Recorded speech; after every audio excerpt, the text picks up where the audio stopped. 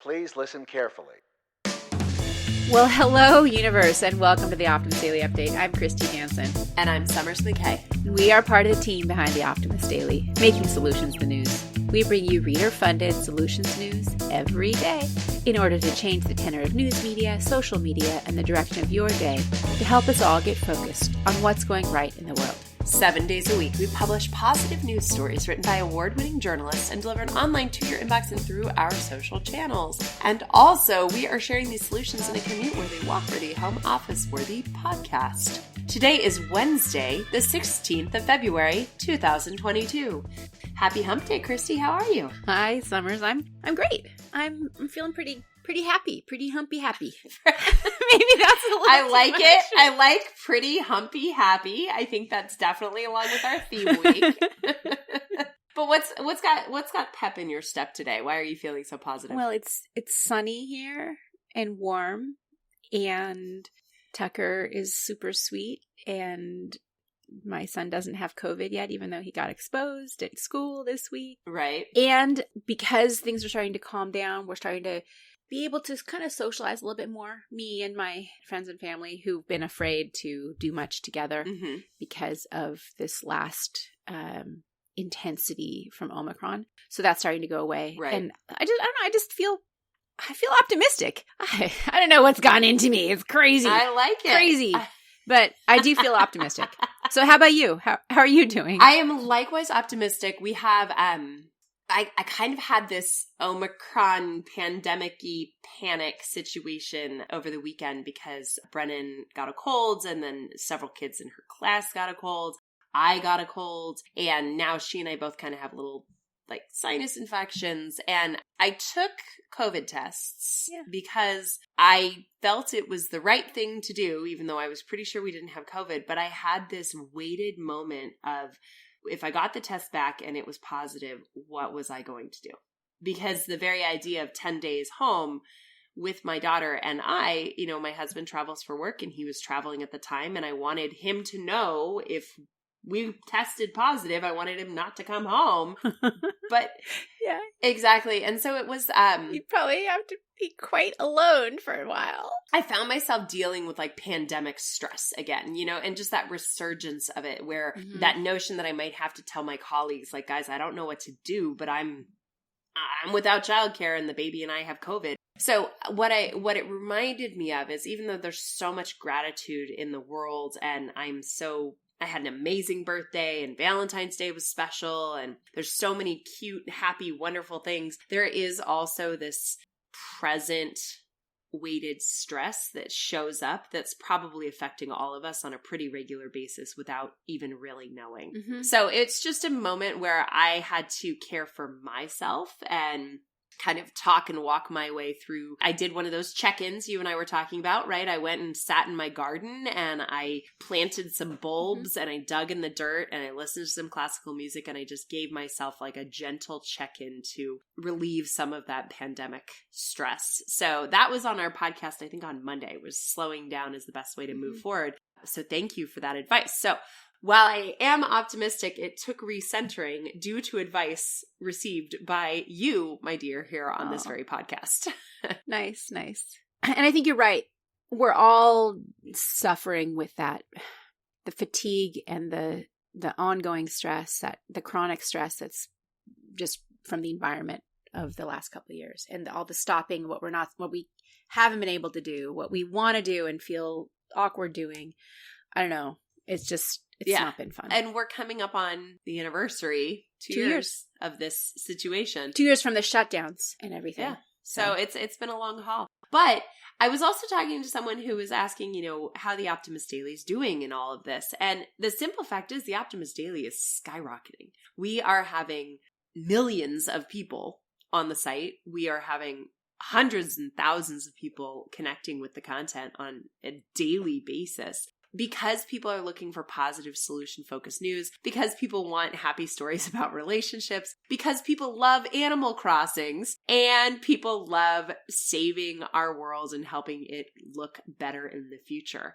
So it is a pretty amazing time to be able to be working in this field. And I think, we've done a lot of love stories this week. Why don't we just hit the news hard? Absolutely. All right. I'll do my headline first because I really enjoy it. This is totally something that I'm excited about, and it's what I've been working on for the last 15 years. This is totally your bag. The headline reads, "The Bronzeville Microgrid, one part of a bigger, safer future." And we've talked about microgrids a lot on the Optimus Daily, partly because it's something that I believe in personally and have worked in and around professionally for a lot of my last decade, 15 years, etc. But with unpredictable and impactful weather events like wildfires, snowstorms, tornadoes that have continued to happen and seem like they're happening even more frequently, it's a particular problem for large areas with large unifying power grids. So when you have a big power grid, if that goes down, everything goes down.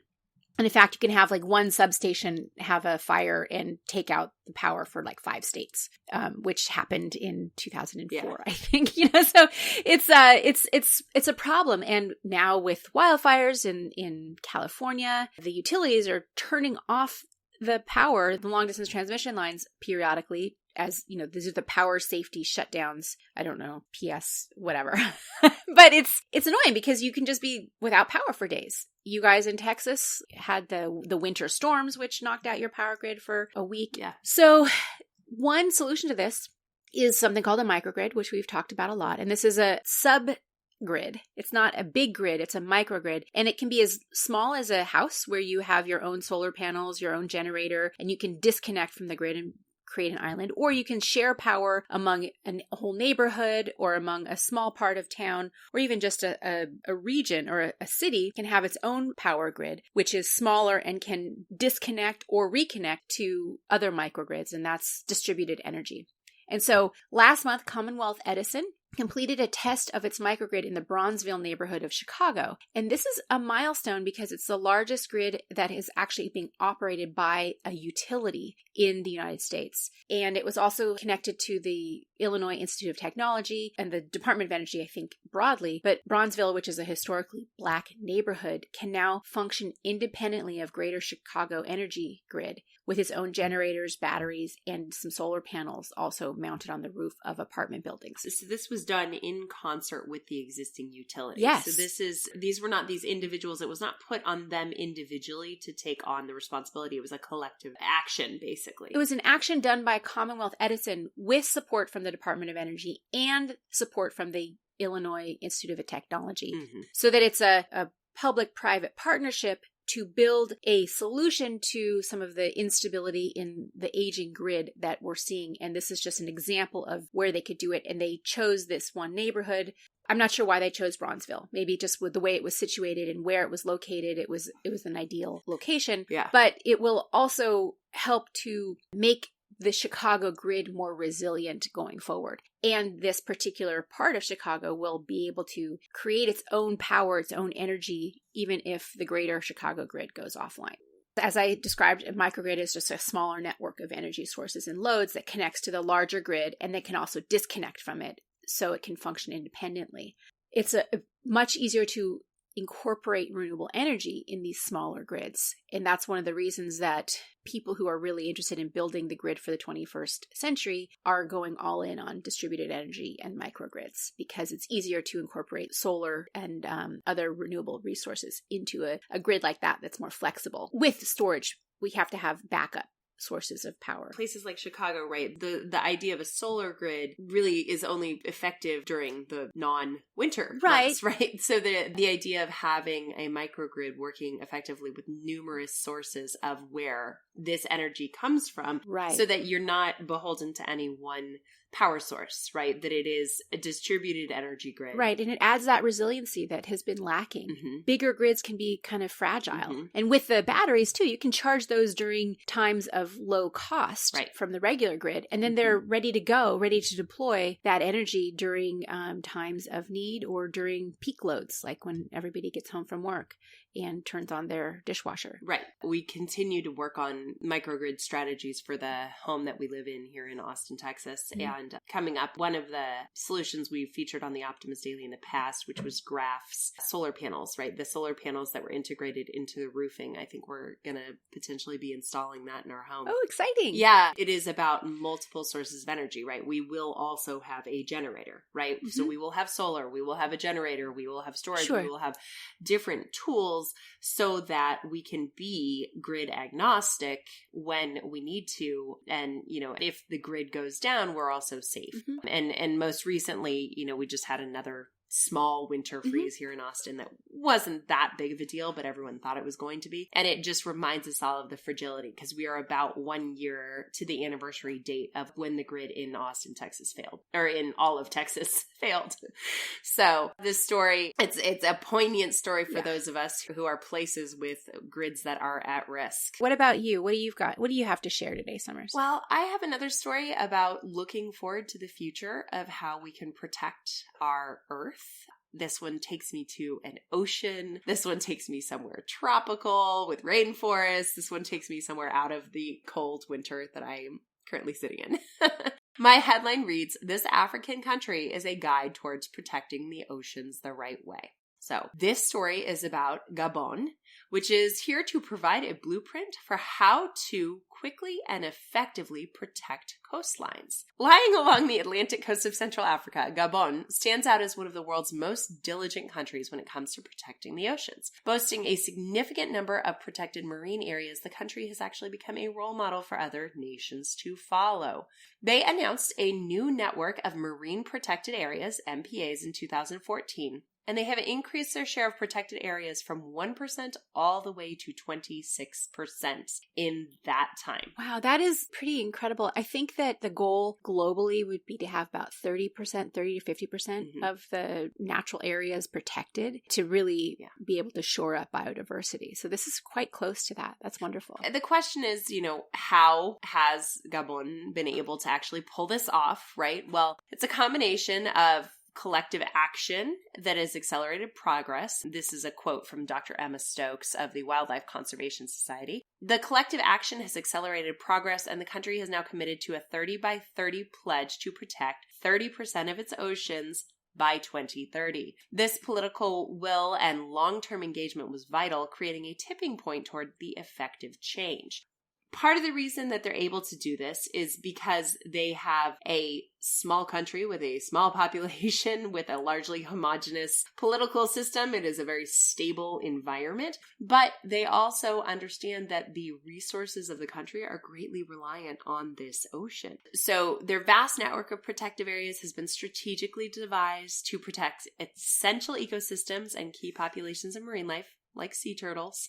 Anybody who watches as much Paw Patrol as I do know how much we love sea turtles. And the country's MPA extends from south to north from its shores to 200 nautical miles offshore. This particular study engages 4 key steps for countries and donors to meet future biodiversity targets. So these are suggestions for other countries to follow? Exactly. This is what they are doing. These are their tips. This is how they're pulling it off. 1. Governments must build and maintain their research and implementation capacity, ensuring scientific evidence underpins policy decisions. Okay, so these policies are driven by scientific research. 2. Countries should make public pledges on marine conservation targets, signaling their commitment to the international community and potential donors. So get the scientific research, say what you're going to do. 3, the conservation community should respond by helping to create or strengthen the country's environmental agencies, either directly or, if financial safeguards are weak, via international organizations. And 4, each implementation agency should lead on developing national marine conservation frameworks, working with stakeholders and donors to produce plans that are ambitious but politically feasible. Basically, top-down initiatives, bottom-up approaches, solutions aren't siloed. What Gabon is telling us is that everybody needs to get involved. You need to get in concert. You need to have the science supporting the policy and the policy supporting the economic viability. Yeah. Political will and economic viability tend to go hand in hand in stable political environments. So they have done a really great job at pulling this all together. Last year, the country became the first in Africa to be paid for preventing forest degradation and reducing carbon emissions. They have done a great job in this country in general, and I think we can use that as a model. Just like the microgrid in Bronzeville, taking a small example of how things can work well and using that to replicate other places it can work well. So perhaps an entire country can't agree to reducing their carbon emissions, but cities and towns and states can. So yeah, and we can build it, one building block at a time. Exactly. And eventually it'll take over the world. Exactly. This is the path for world elevation, right, Summers? We are on the path to world elevation here at the Optimus Daily. Mm-hmm. In addition to the path to world elevation, we're still on the love elevation beat here this week. Best friends, lovers, or both, relationship experts on defining a romantic relationship. Christy, this one's for you. How to break up with your phone. I think it's for all of us. I think this is one of the problems with modern relationships is our reliance on devices. And I love this story. Devices, yep. 4 ways to donate your time and show your community love. And putting the moves on your own self, 6 benefits of masturbation. What else do we have, Christy? Very nice. Okay, new Justice Department rule seeks to reduce recidivism. Rethinking Consent, Part 1, Extending a Sexy Invitation. Oh, I can't wait to read that. This is a really interesting concept about what consent means and why we should maybe rethink that term. Yeah. And finally, how to embrace a single life to the fullest. I mean, being in a relationship is cool, but sometimes being alone is really pretty wonderful too.